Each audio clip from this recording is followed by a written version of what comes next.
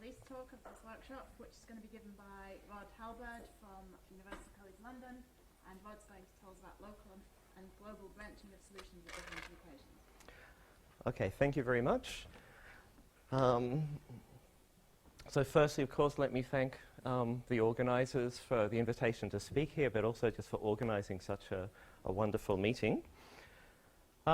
So this is joint work with a number of people. So a couple of former PhD students of mine, Khadija Al-Amaldi and Tom Kecker, and as well as some colleagues in Hong Kong and Fudan.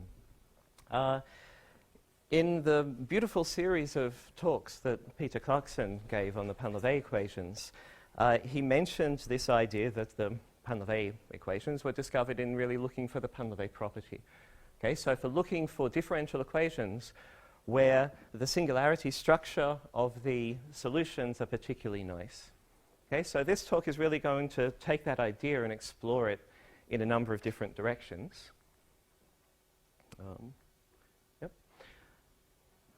So in the case of differential equations, there are three different directions in which I'd like to discuss taking this.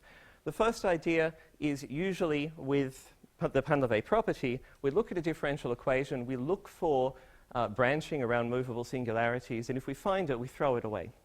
Okay, and then we are just left with some equations that are basic candidates for something with the Painlev property.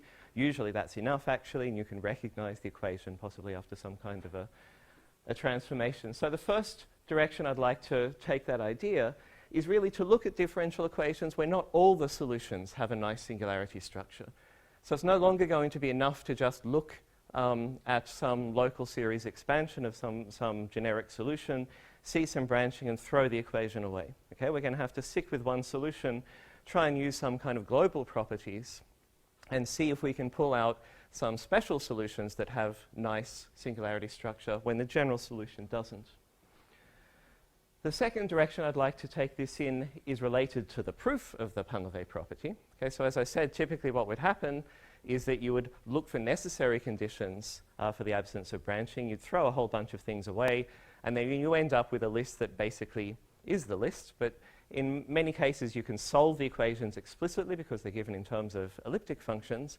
But of course, we know that we have these six wonderful equations, the Painlev equations. We can't just solve them. So to show that they actually have the Painlev property, you need to do something else. Okay? So you need to do some analysis to show they actually have the Painlev property. In the case of the Painlev equations themselves, you could use the isomonodromy relationship. But for other equations that are non-integrable, then we don't have that luxury. So we need to, again, develop some kind of methods that will work there. So I'll be looking at equations that have algebraic type branch points, so movable algebraic branch points, and showing that they are indeed the only singularities that you can get. And then in most of those equations, again, will be non-integrable. In the third direction here, we'll then concentrate on differential equations where, okay, so the local branching is nice. In general, the global branching would be bad. Okay, but if we insist that the global branching is also nice, for example, you only have finitely many sheets above any particular point, then those equations, again, that seems a particularly unusually nice singularity structure, and we'll see through some examples at least that, again, in those circumstances, we can do a complete analysis. We can show that those equations are integrable by relating them eventually to other things. And the final point here, which is slightly cheeky because it doesn't quite fit with the actual title that I've given, but it fits with the general theme of this talk, is to end with a very elementary use of singularity structure in the case of discrete equations, to calculate something called the entropy, or the algebraic entropy. So this is just the degree of some particular functions that occur as you iterate a difference equation. The main reason here is it follows the same philosophy. A number of people in the meeting have actually been asking me about this, so I thought it would be nice to go through it in the talk. And also, what I like about it is, although it's completely rigorous, it's just really, really easy. Okay, it's something that you could teach to a first-year undergraduate to get an exact formula for how the degrees grow. So that's something very, very simple and elementary that we can finish the conference with. Okay, so just to make sure that we're on the same page, if you take a differential equation, so here's a very simple example, I give you some initial condition. Cauchy's existence theorem guarantees, since this point is somewhere where the equation is analytic, a local solution, a local analytic solution. But now you can analytically continue that thing, and of course, in general, you'll have some singularities. In this particular case, we can write down the general solution, and you see that there are two singularities, so z is -1 and z is -1 over c squared. So as I vary the initial condition, in other words, as I vary c, I can see that one of these guys just stays at -1, and that's because the equation is obviously messed up at -1. So that's what we mean by fixed singularity, and I'm not concerned with those. They don't enter into the Painlev property or anything else that I'm looking at. It's singularities of the second type, the movable singularities, the one whose location depends on the initial condition. What that means is that as you move from one solution to another, your whole analysis somehow has to shift. And we saw before in Peter's talk, so the Painlev property, an ODE is said to possess the Painlev property if all solutions are single-valued about all movable singularities. In most cases, that comes down to them being poles, okay, but you could have essential singularities, as Peter mentioned. And the classic example, if you take dy by dz is a rational function in y, the only equation of this type which has the Painlev property is the Riccati equation, which is integrable because it's linearizable. For the for higher order cases, again, singularity structure appears to have first been used by Kovalevskaya to identify integrable cases of the top equations. So the top equations have a number of parameters in them, and looking for the case where the general solution was meromorphic enabled her to identify those choices of parameters, and rediscovering several examples of coming up with a new one and eventually being able to solve that. And that's the last case of those equations that have been solved in, by now, I guess, 130, 140 years. Painlev, Gambier, and Fuchs did a classification of equations of this form, as Peter mentioned. Here are the first two Painlev equations. Remember, there are, however you count, about 50 classes of equations in this setup that have the Painlev property. Many can be solved in terms of elliptic functions or linear equations or some such thing, but you need 6 equations, 6 new equations, in order to claim that you understand all of those equations, and they're the 6 Painlev equations. And of course, we know the connection between soliton equations and the linear problem has been mentioned several times. Now, for first-order equations, there's another kind of analogous result using singularity structure for a first-order equation of this type. So if I take dw by dz as rational in z and w, and I don't demand it has the Painlev property, which is a property of all solutions. I demand that it has one transcendental, that means in this context, non-rational meromorphic solution. Okay, so R is rational in z and w, and I demand that this equation have just one non-rational meromorphic solution. Then it turns out that, again, you come down to the Riccati equation. So it's very similar to Painlev's result. However, again, here we're talking about just the existence of one solution. It's not that one theorem is stronger or weaker than the other. So this is stronger in the sense that it's you only have one solution compared to a statement about the general solution. It's weaker in the sense that we also have to say what happens at the fixed singularities. Okay, so in the Painlev setting, fixed singularities, you can have whatever branching you like. Here, you've also got to have at worst poles because the general solution is meromorphic. But this is an example where, again, existence of one solution kind of is enough. So I'm going to, one of the tools from the toolbox, which hasn't really been used at this meeting so far, is Nevin linear theory. Now, it's the last lecture, and I know from experience often in integrable systems, if I start explaining Nevin linear theory, people kind of droop down on the table and there's a little pool of dribble at the end. So I've tried to just kind of capture two representative lemmas, which are almost enough to do what we want. Okay, so here, this is a very general differential equation. Okay, so I have y to some power is a polynomial in the independent variable z, and y and its derivatives. Okay, so this is not just polynomial of y, but it's also however many derivatives that you like. The key thing here is that the degree of in y, and that means, for example, I've got a y squared times y double prime, that's counted as degree 3. It's the derivatives count the same as y itself. I need the total degree of this polynomial to be less than or equal to n. Okay, so this one term dominates. If I have an equation of this form, then Clooney's lemma says that any non-rational meromorphic solution of this equation necessarily has infinitely many poles. Okay, and that's going to be something that's important for us because we're going to use singularity analysis around certain points. And unlike in the Painlev analysis, where we're just looking around and we say, oh, I see something bad, I can chuck this out. Here, if I'm talking about a particular solution, I need to know that it actually hits certain points so that I can do the local analysis. So this is a key tool. Another really nice result is due to Mahonko. So again, you just take some differential polynomial in y with coefficients in z.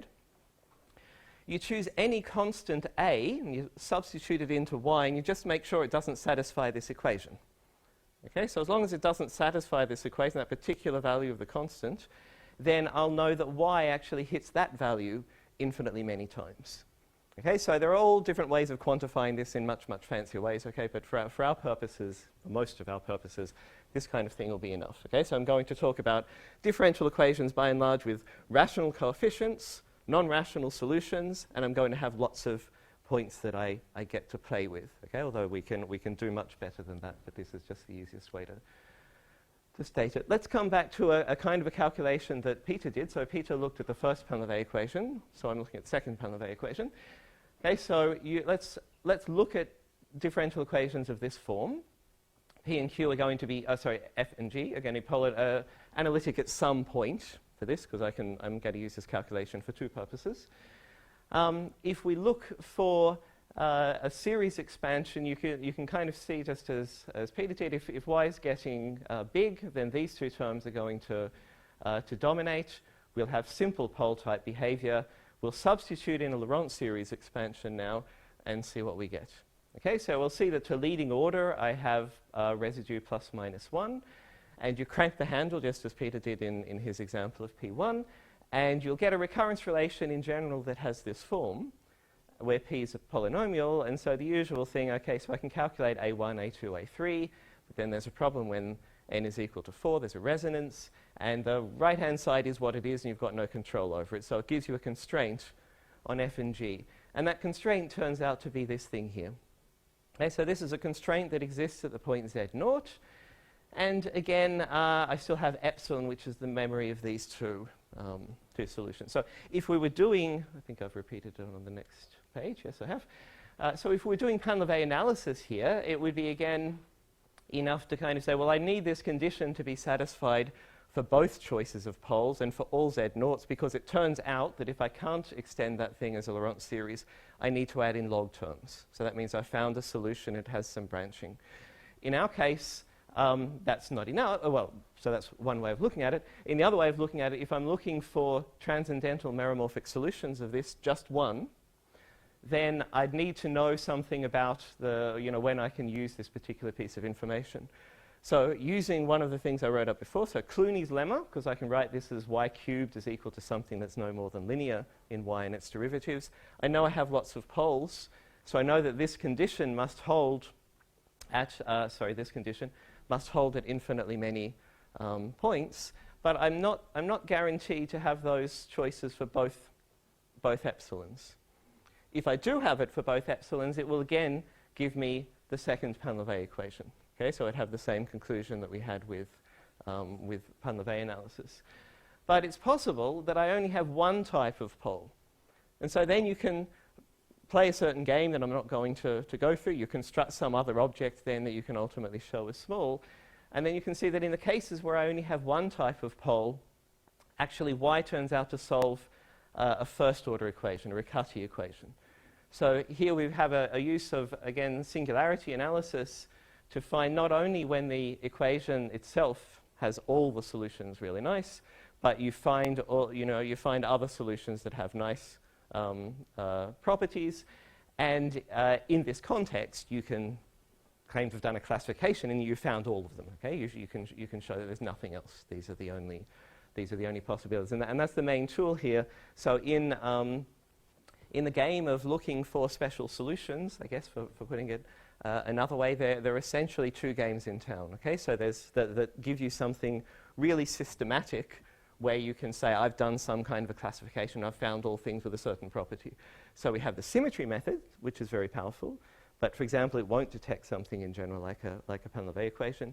And we have these Painlev singularity type methods. So here's something where you can push it a little bit further and find particular cases where you can solve. That's why I like to think of this as an integrable subsystem that lies in something else. Of course, people knew that these sorts of solutions existed before, but the point is you can do a complete classification. The name Heyman was mentioned in Leslie's talk about a bunch of problems that were put forward. So this is actually related to one of his problems. So I call that a Heyman equation. The main reason is that in certain problems in Neven-Linna theory, this fell between the stools of different natural tools that you had. And so there were various conjectures about the meromorphic solutions. I don't want to go into that direction. But I thought it would be neat to just answer the question, well, let's find all the meromorphic solutions. Can you find the meromorphic solutions? So what makes this a bit more difficult is that you have these alpha, beta, gammas. You can do the usual thing. You look for singular expansions. This thing can't have any movable poles, but it can have movable things that look like movable zeros. The resonance condition has this form. And where this R depends in a very complicated way on alpha, beta, gamma. So that means that the resonance in general is not going to be at an integer, which again, from the Painlev test point of view, you'd chuck it out at that point of view. But that just means that, okay, so there might still be a one-parameter family of solutions, though, that have nice behavior. And even in doing the analysis without resorting to perturbation-type methods, this resonant, when it is integer, could be as high as you like. Okay, could be 127, and you don't want to expand all the way out. So firstly, we did a classification of this with Yekma and Chang from Hong Kong, in the case where alpha, beta, gamma were constants, where you could use some kind of number theoretic type methods. With Jun Wang, we developed a new method where you could effectively construct objects from W and W prime that cancel out certain singularities, and using results from Neven-Linna theory of the flavor that I described before, you could essentially show that certain combinations were small. Okay, that basically, for these purposes, like a rational function. Okay, so and then you can end up relating them to the coefficients, and you end up showing that your solution, the remaining solutions, when this thing doesn't have the Painlev property, reduce down again to lower order equations. And that's probably what happens in general, I guess. Okay, but there's no theory. And also in her thesis, Khadija Al-Amaudi considered equations of this form, where of course you have an arbitrarily large number of different types of singular behaviors. Some of these results are related to something called the the finiteness property. So this appears in works of Hillel, Menko, and Kant. So the finiteness property basically relates to when you have constant coefficients, and if you have a non-integer resonance, then you have a uniqueness type behavior. You end up with an expansion around one pole, let's say, that looks exactly like the same expansion around any other pole. So as long as you've got at least two poles, you know that thing's periodic. Okay, because locally the expansion's exactly the same, and if you have more than one, you can have it in the opposite direction. So there are ways of relating things to elliptic functions, but that's not valid here where you have Z dependence. Okay, so that's the first idea I was mentioning, where you can use singularity analysis with some more global information, like Neven-Linna theory, to identify integrable subsystems. Next thing I'd like to talk about is to really know what the singularity structure of some of these non-integrable equations really looks like. And so to do that, we really want to come back a little bit to the history of the Painlev property itself. So as I said, in Painlev's work, you rapidly come down to the Painlev equations and other equations by a series of necessary conditions. But in the case of the first Painlev equation, for example, if you can't solve it, then how are you going to show it has the Painlev property? now you can use kind of isomonodromy methods these days, but we want things for which that won't be applicable in the generalization I'm about to talk about.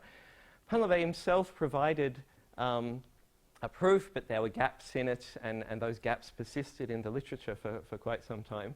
So for proofs related to, built on Painlev's methods rather than integrability methods, Hinkinen and Leiner were the first people to produce it about 100 years later in 1999. It turns out, so I had a former PhD student who I was asking to kind of, we were trying to work out where is kind of the first case where the proof seems to be correct. And it actually goes back to some lecture notes that were distributed around Tokyo University in 1960s that were unpublished. So there is a correct proof, it just really didn't get out. They weren't in Japanese, but they were actually in Esperanto. And when a colleague of mine found out that I was apparently forcing my PhD student for some perverse reason to be looking at something in Esperanto, he seemed really quite annoyed with me, like I was some kind of a lunatic. But that was the first reference, so there you go. Anyway, yes. Okay, so obviously there are other approaches that you can use, as I've mentioned. You can use isomonodromy, there are other approaches, but we're interested in the idea of pushing this to cases where you don't have integrable equations, so those methods aren't really open to us. Shimomura looked at this family of equations, so k can be any positive integer, where when k is bigger than 1, you won't have the Painlev property anymore, but you'll have, well, it goes by various names. He called it the quasi-Painlev property. In integral systems, it was previously called the weak Painlev property.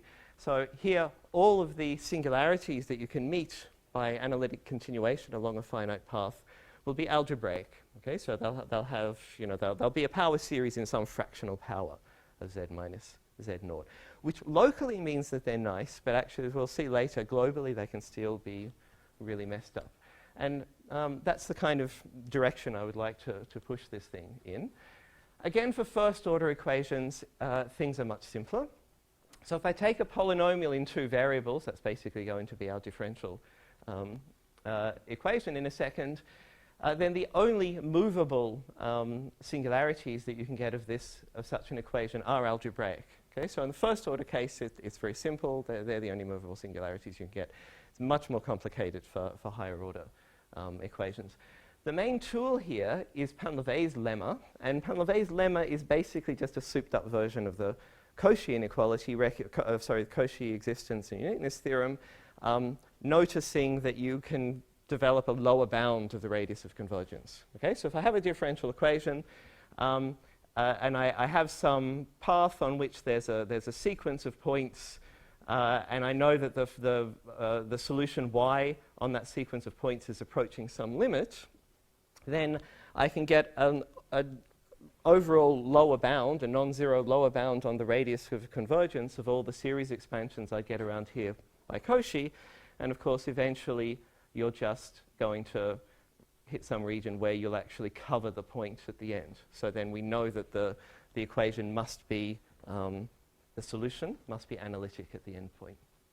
So that's what really drives the first-order case. So the first-order case is sufficiently simple. I can basically give you the idea, at least in the case of a polynomial. Okay, so if I have y prime as a polynomial in y, and we're going to stay away from the singularities of the ANs and any point where the end vanishes, then so Painlev's lemma tells us that as I approach a singular point along some curve, that y must go to infinity. The reason is that if that isn't the case, then there'd be a subsequence along which I'd hit a finite value, and by Painlev's lemma, I'd get a contradiction. So this is really useful, and this is what is hard to get in higher-order versions. If I change y to 1 over y and rewrite the differential equation u is 1 over y, and I rewrite the differential equation not for u as a function of z, but for z as a function of u, then I get this differential equation, and this differential equation is regular. Now we know that z, as u goes to 0, because y was going to infinity, z's approaching this value alpha. I get a perfectly regular initial value problem, so I know that there's an analytic solution here. The analytic solution I can see has a bunch of zeros in general, if n's bigger than 2. So that means that I have a series expansion where the first non-zero power is an n minus 1. So then when I invert that thing to get y, that's where the fractional powers are coming from. But that's certainly not, so that's, this is just repeating Painlev's theorem again. That's certainly not the case for higher order equations. So even if you take the simplest class you could really think of, so second derivative in y is a polynomial in n, that's not the case. We would do if we just kind of do the usual kind of analysis, you know, so where is this thing likely to become singular? Where's y goes to infinity? So to leading order, I would have this kind of behavior. So here's my fractional behavior. And the C0, this guy here, has to satisfy this n to the minus 1 behavior. There's a little bit of counting that we should think about here, and it depends on the parity of n, because of course this is a branch point. Okay, so as I move around the branch point, I'll be going from one branch to another, and that's going to be equivalent to cycling between these C0s. But it varies depending on the parity of n, because if n is an even number, then n minus 1 is an odd number. There's no cancellation between these two things. So this is a branch of order n minus 1, and so as I loop around, I'm going to get my n minus 1 roots, and they'll correspond to all the c's. So that really means in that case there really is only one kind of leading order behavior if you just look at it as a unified branch. If n is odd, n minus 1 is even, and you have a cancellation here. So you've actually got approximately half as many things as you loop around, but you still have the full n minus 1 over here. So you have two different types of leading order. And that's important, okay, because we're going to have resonance conditions, and they depend on the number of leading order behaviors that we have. So with Galina Philippuk and later my PhD student at the time, Thomas Kecker, we proved a number of theorems showing that large classes of equations only have movable algebraic branch points. I'm just going to stick with the simplest example here and give you a little bit of an outline of how that goes. So again, we've already seen that we have these different leading order behaviors. The way that these theorems work, because as I say, this is not generic. Maybe I haven't made that clear. Okay, so the algebraic branch points are not generic, because in general you'll have a resonance condition. It won't be satisfied in general, and then you'll have to have logarithms in your series expansion. I don't know how to deal with that case yet, so we can only deal with the case where they turn out to be algebraic branch points, but there are still lots of equations where that is true. So the structure of these theorems is always, firstly, within whatever class of equations we happen to be discussing, it's up to you to go away and check the one or two conditions, because we have either one or two leading order behaviors, and make sure that your resonance conditions are satisfied. Okay? So in other words, so that's just expressed here in the fact that there is a formal series expansion. Once you know that there is a formal series expansion within this class and lots of others that I won't go into, you get a number of conclusions. The first couple are pretty boring. Okay, so the first one is that series is unique if you just specify the resonance condition, and these are the only kind of freedoms that we have. But the key result is the final one. So the final one basically says within these classes of equations, it's enough to check that you only have these algebraic branch points, and then you know that any analytic continuation along a finite length curve that ends in a singularity that looks like that. Okay, so there's nothing else. Okay, so it's not like there's an essential singularity that you haven't spotted because you haven't looked for it. And the basic idea again, firstly, there's a step again that uses just a souped up version of Painlev's lemma. There's no even much point of me reading this out. It just works like the first order case. Okay, so if I have a sequence of points, only now obviously I need the initial conditions, not just y, but y prime, y double prime, however many orders I need. And so the first step for looking at this equation is to write it as a system of equations. And then Painlev's lemma, it doesn't tell us that y goes to infinity. It tells us that the maximum of y and y prime goes to infinity. Okay, so we don't immediately get that y goes to infinity. I can't even prove it actually in the logarithmic cases. From that, we have that the lim sup of y is infinite. Okay, so in other words, my y is possibly doing this. Okay, kind of keeps dipping down possibly and having finite values, but there's a subsequence that's going to infinity. The reason for that is, well, if y, if y prime is bounded, I could integrate that and y would be bounded, or if y were bounded, I could integrate the equation itself once and see that the other guy is bounded and then apply Painlev's lemma. So all I know is that the lim sup of y goes to infinity. It has a subsequence of points. So for all I know, the lim inf could actually be 0. Okay, so there's a theorem due to Shimomura and Fukuhara where if that's the case, then you can modify the curve to make this a little bit bigger than 0, which is fortunately all that we need. And the next idea is to show that there's some kind of a bounded function. Okay, so we want to construct some kind of a bounded function so that we can eventually construct a well-defined initial value problem. So we plug in an ansatz, basically. So we plug in a guess for the form of a bounded function. And the way that we choose these coefficients is to use a trick where you basically construct a first-order linear differential equation for y, for w, with coefficients that depend on y and y prime, in such a way that when you apply the formula from first-year calculus, you get something that, using the fact that y is bounded away from 0 and using an integration by parts to get rid of y prime, you could actually show that that thing is bounded, apart from the two terms that could potentially blow up. And those two terms that are the bad terms, you then show aren't there precisely in the case when you have a formal series expansion. So you effectively are showing that the resonance conditions are precisely the conditions that get rid of those terms. And then you can effectively rewrite things in terms of a regular initial value problem. So this is the way that we're able to handle large classes of equations. I won't go into, this is something I've already mentioned. So if the resonance condition isn't satisfied, then you need to kind of chuck in some logarithm terms. So you'd have some far more complicated branching. And I'd like to be able to claim that analytic continuation, once you've got the series analytic continuation along a finite curve, will necessarily end in one of these, but I can't prove that.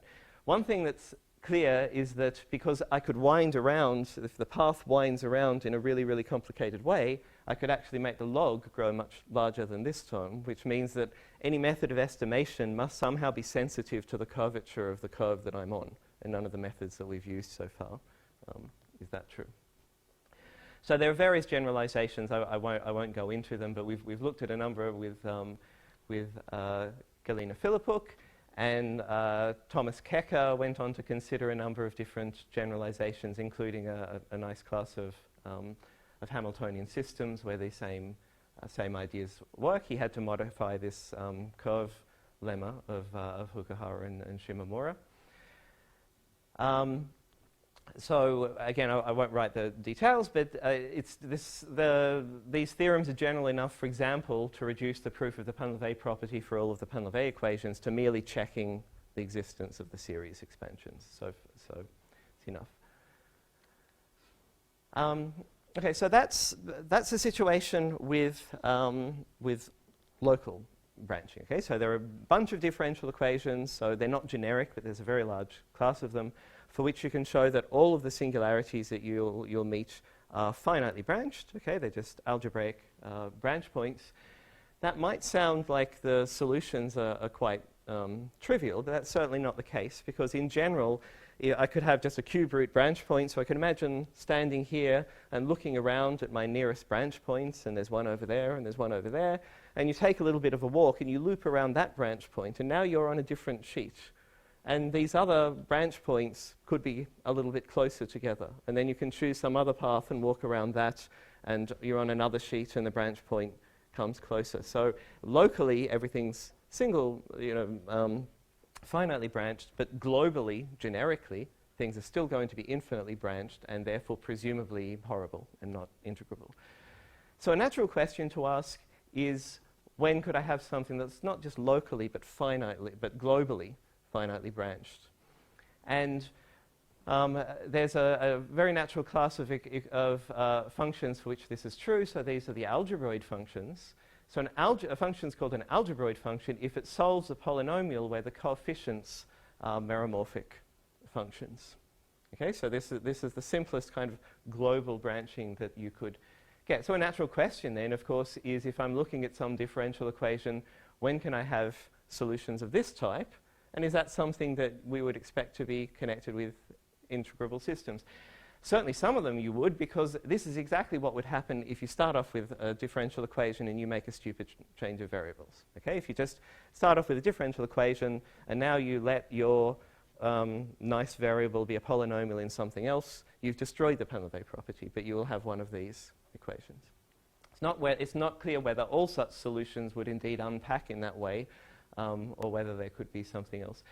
And again, we have this kind of two different ways of looking at it. The question I would like to ask, but I don't know how to answer, is to modify this a little bit.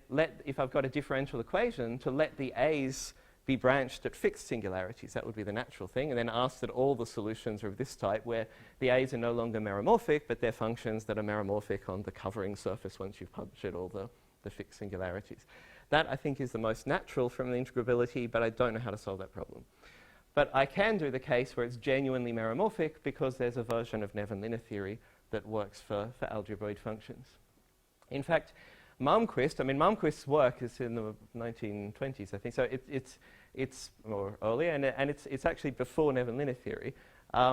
In his original paper, he has the following claim: if I have a polynomial in y and y prime, then and if it has a non-algebraic algebraic solution, so that's the analog of a non-rational meromorphic solution, then the equation can be solved in terms of either a Riccati equation or elliptic functions.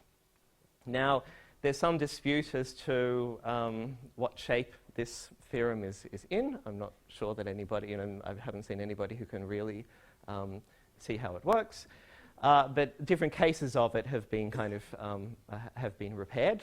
But I think most people believe that this is certainly true. So it's this idea of looking for algebraic solutions, but for higher order equations, that I would like to explore. Again, this was with Tom Kecker.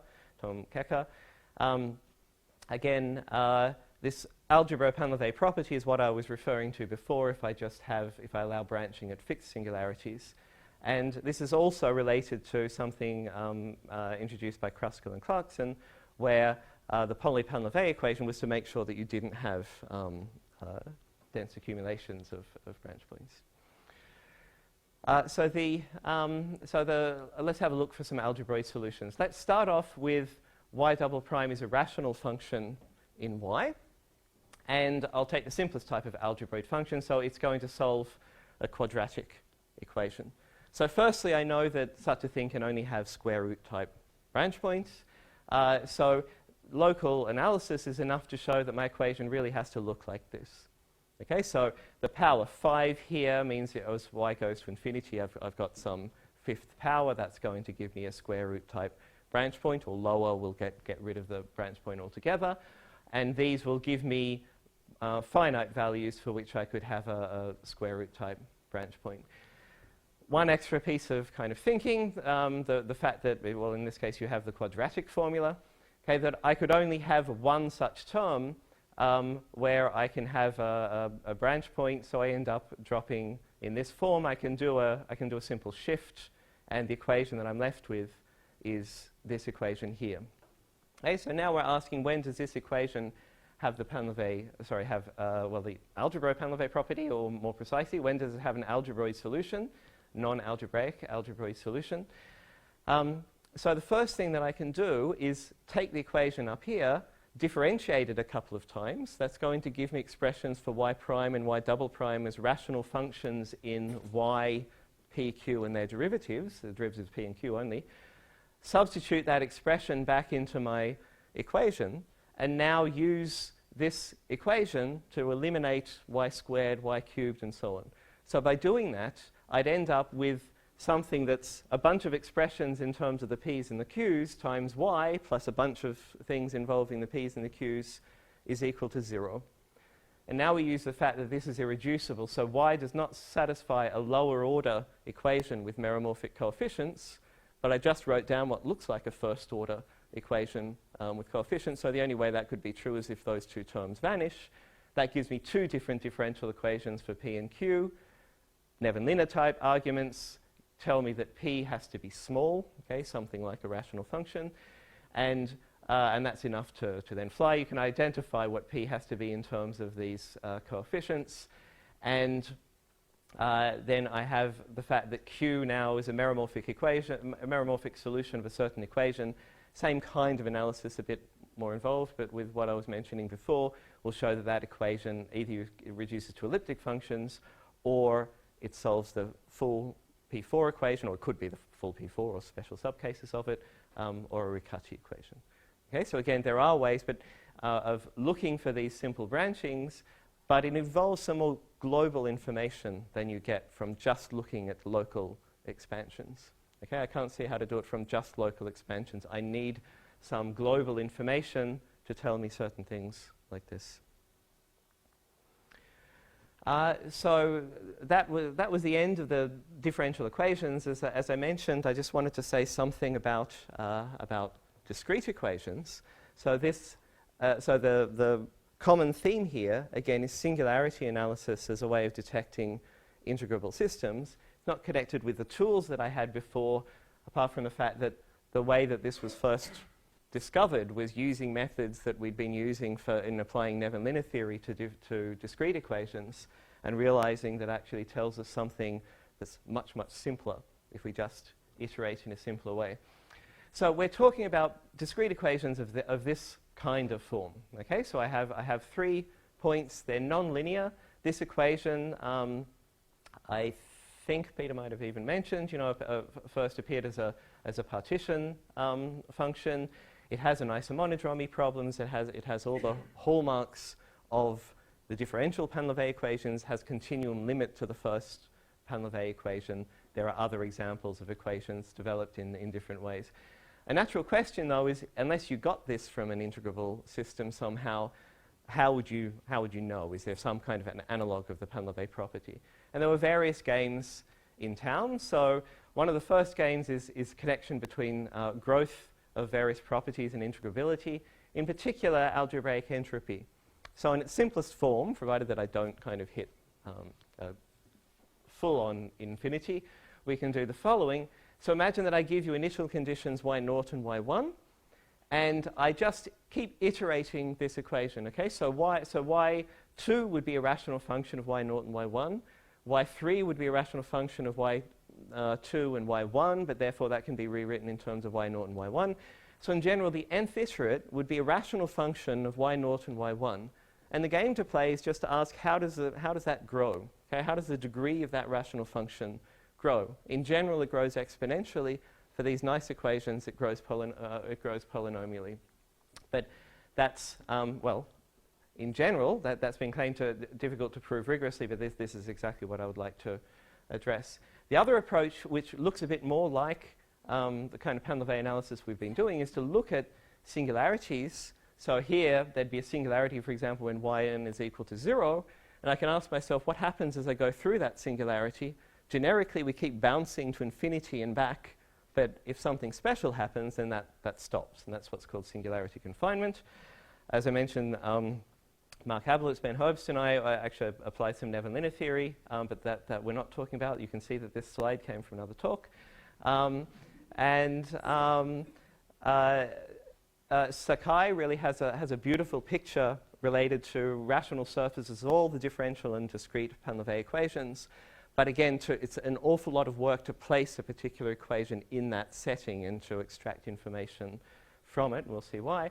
And there are various number theoretic approaches. So Roberts and Vivaldi look at finite fields, and I've looked at iterating these equations over the rational numbers and number fields, and you see that the height growth is also a good indicator. I don't have time to talk about this, and maybe I'll just flip this too. So let's just go to this idea of singularity confinement. The idea is to explore what happens as I hit a finite value and go somewhere somehow singular.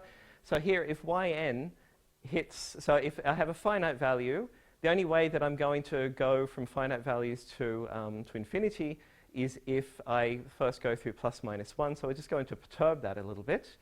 You can see at the next order, as I take epsilon going to 0, I will go to infinity. Then I'll come back. I'll go to infinity. I'll come back to minus, so I'll swap the sign on this guy. And then generically, I would go to infinity again. And in fact, I'd keep bouncing around. But if I want to stop going to infinity, if I want to confine the singularity, this coefficient must vanish. Now, if that vanishes for all n, so this never happens, and it vanishes for both choices of theta, I get two linear equations to solve, and the original equation turns out to be this, which is the discrete Painlev 2. So that all looks very nice, but the problem is that there are other equations where the same kind of logic seems to fail. So we have confinement, but it sometimes leads to equations that are non-integrable.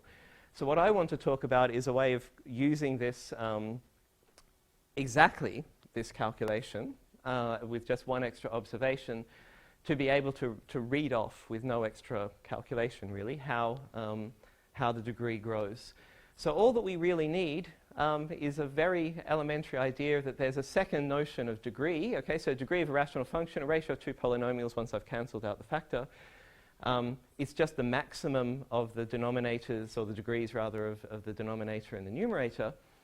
But the way I want to think about it is that if I think of a rational function as a map from the complex sphere to itself, so that includes infinity, then the degree means take any value that you like in the image set, and the number of pre-images of that point, counting multiplicities, gives me the degree. Okay, so it's always the same. So for example, if I take this rational function, just eyeballing it, I can see the degree is 5 because there's a 5 on top and 3 on the bottom. If I rewrite it like this and say let's calculate the degree as a number of pre-images of infinity, then I can see that there's a pre-image of multiplicity 1 at 0, there's a pre-image of multiplicity 2 at 1, and there's a pre-image of multiplicity 2 at infinity. Okay, so don't forget infinity. So that's 1 plus 2 plus 2 is 5. Okay, so that's all that we're going to use. That's as fancy as it gets. Let's come back to this calculation now, but now let's just reinterpret it. So now, what I want to do is I want to think of y0 and y1 not as independent objects. I want to think of them as two rational functions of some single variable z. So I reduce the problem to a problem in single complex variables. So now every iterate here is really a function of z. And the way that I'm interpreting these calculations now are as pre-images. Okay, so here I've got some point z0. This is now a series expansion around z0. To leading to order, it's just some constant value. Here I have another series expansion. To leading order, it's plus minus 1. So this is a pre-image of plus or minus 1. And this is just the epsilon here is just the rest of the Taylor series. Okay, I'm not taking it to go to 0. It's the rest of the Taylor series. And what this calculation is telling me is that the only way I'm going to go to infinity from finite values is, again, that I have any finite value I like, then have to hit a point that goes to either plus 1 or minus 1. It will go with a certain multiplicity p. The next term will be a pole of the same multiplicity. That's the crucial here, why it's expansion in epsilon. Then I go back to minus theta with the same multiplicity, and then I'm out. Okay, if I'm the special case Painlev 2, where this term isn't here. Okay, so the moral of the story: I only go to infinity from finite values if the second one's plus minus 1, and then I go infinity minus 1 out, all with the same multiplicity apart from the out statement. And now let's just interpret that. These lines here are supposed to represent the complex sphere at each point. So here, y0, y1, they're all rational functions of one complex variable z. I just have to say what happens at infinity. So I'm going to choose an initial condition, which is just affine. Okay, so alpha z plus gamma, beta z plus delta. Okay, so as I go to infinity, I've got a simple pole at infinity, and you can tell from the equation then I have a simple pole always, okay, because if I have a pole, this term goes to a 0, this was a pole, so this is a pole of the same multiplicity. So on my little thing here, I can put infinity, which means infinity to the power 1 at infinity, So infinity is always a pre-image of infinity with multiplicity 1 for all iterates. And now I just go ahead as follows. I started off with degree 1 functions. So that's the degree down here. So that means in particular at this point, then there's one point where I hit -1 with multiplicity 1. There's one point where I hit 1 with multiplicity 1. Where are the infinities at the next point? Well, I've always got 1 at infinity. The other ones are coming from finite points, so the only ways that they can arise is through this, okay? Through the confinement calculation we've seen. I know that this infinity has multiplicity exactly 1, because it's the same as this. This has multiplicity 1, this has multiplicity 1. So the degree is exactly 3. Okay, the next term. So here I have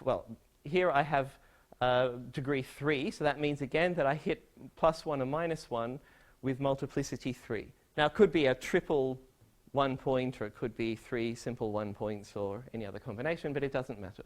Okay, so I hit these points with multiplicity 3. Where are the infinities here? Well, they can only come from this point and from these 2 points. I know their multiplicities. So there's exactly 1 + 3 + 3. So the degree here is exactly 7. Okay, there's nothing else that can go wrong. And at the final stage, it's slightly different. So here I have, degree 7. So that means I hit 1 7 times. Now I've already hit 1 once. Okay, so I don't hit it 7 times, and I have 6 here. So again, what happens at the next point? The only way I can get infinity is this guy here, and the singularities that come from here. I know that this guy's out. Okay, so I get, in the sense I don't have anything infinite here. So at the next level, I have 6 + 6 + 1, so I have a degree 13 rational function, and I haven't had to calculate anything, okay? Because just to point out, in the past what people have done is do this as functions of 2 variables, mostly stick it on a computer, get the computer to generate an enormous number of these things, calculate the degrees, which starts to get a bit hairy, fit it to some kind of a generating function and convince yourself that that's true. It's certainly convincing that it's always true, but it's certainly not rigorous. Here we get something that's rigorous, and we don't actually even have to do anything for it. I can look at it in the generic case. Okay, so if I call dn the degree of the nth iterate, and n is supposed to indicate the fact that there are new 1 points. Okay, so these are old 1 points because they came at the end of one of these cartouche things, and then there are new 1 points. And that's all that we need. Right? So for example, I can calculate the degree here of yn + 1. Again, it's the number of pre-images of infinity. Well, there's 1 from here, so that's this guy. These guys came from here. So it's 2n from the previous iterate plus this guy. And also I can calculate the degree from here as the number of pre-images of 1. So there are new ones and there are old ones. Okay, so there are capital N new ones. And how many old ones are there? Well, the old ones came from this number of infinities. How many infinities here? Well, they add up to the degree, so I knock 1 off and I divide by 2. So I have this. So I have these 2 concrete expressions. So now I can eliminate them. I get this discrete equation. Our initial condition was that I started off with 2 degree 1 functions. So I solve it, and this is the formula for the degrees. So it's an exact expression for the degrees, and you can see quadratic growth. And you've done nothing more than the standard calculation that people have been doing for 20 years. 30 years actually. So it's all of the information was there all along. Just to very quickly look at the equation by Hitcher, Inter, and VLA. This was this one where things apparently don't work. Well, you can do the same thing. I won't take. Oh, sorry. This is a picture. So in this case, it was calculated rigorously what the degree was. So to do it rigorously, in the past you'd use Sakai's method. You would blow, if you know about blow-ups in algebraic geometry, it takes 14 of them to desingularize this thing. So this is the picture of what all the exceptional lines mean.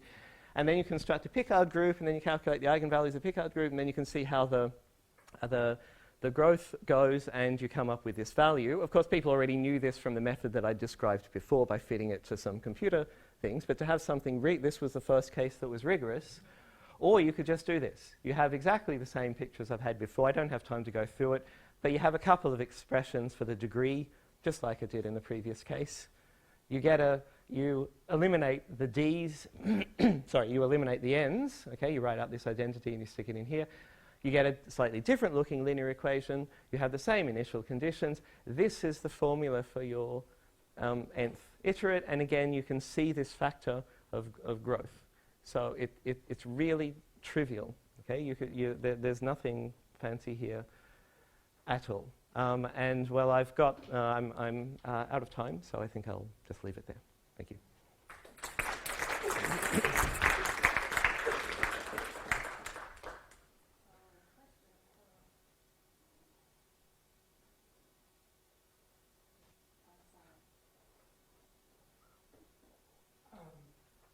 Are there any other examples you must have looked at that might indicate you don't have inappropriate growth, or would be hard to do, not obvious?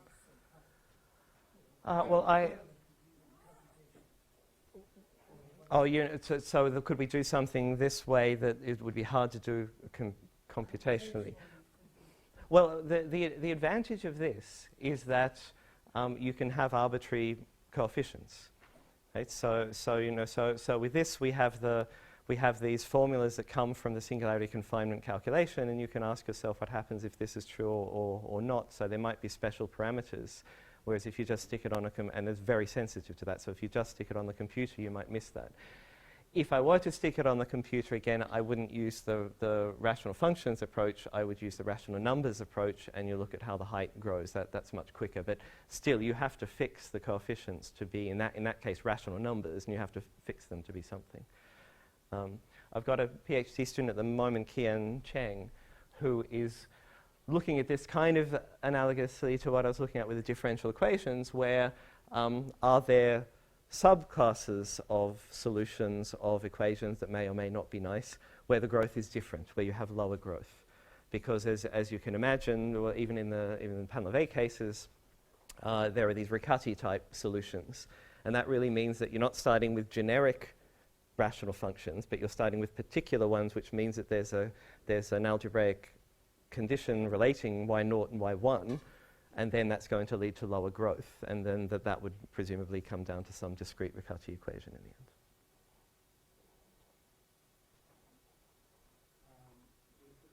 In the cases where you're investigating the local expansion Mm-hmm. differential equation, so if you try the idea of ramified analytic function, where you formulate it in terms of an integral equation and show in the class of analytic functions that you have in the solution. What I mean is, suppose you have a case and z equal to 0 Mm-hmm. is a singular point, Mm-hmm. and you have z to the minus 2/3, z to the minus 1/3, Mm-hmm. and z to the 0. And each of them you plug in, you look for analytic functions multiplying them, each Mm-hmm. one. So this is what I'm talking about, Uh-huh. ramified analytic representation. Mm-hmm. Then when you plug it into the equation, then you can look for, by looking at the different kinds of powers, Mm-hmm. you can therefore formulate a system. And have you tried something like that? No, but it sounds to me like this is something that would be very useful in terms of generating the series. But the issue here isn't the generation of the series. The issue is showing that I can't have anything but that expansion. So in principle, I could have a solution that over here develops an algebraic branch point, which I can see by substituting in however I like. But maybe over here there's an essential singularity. And if I haven't, if I do it by ansatz in any way, I might miss that. And if I try something that captures that, I might miss something else. So the problem is to somehow show that I can't have anything else, which basically in this case is because you can construct some kind of an initial value problem that's regular if you do some fancy rearrangements. But for example, when the logs are there, I don't know how to do that. I can write down some equations. They're analytic, of course, everywhere where the function's analytic. But since it becomes singular in a way that's a priori I've got no control over, then it's very difficult to control what's happening at the end point.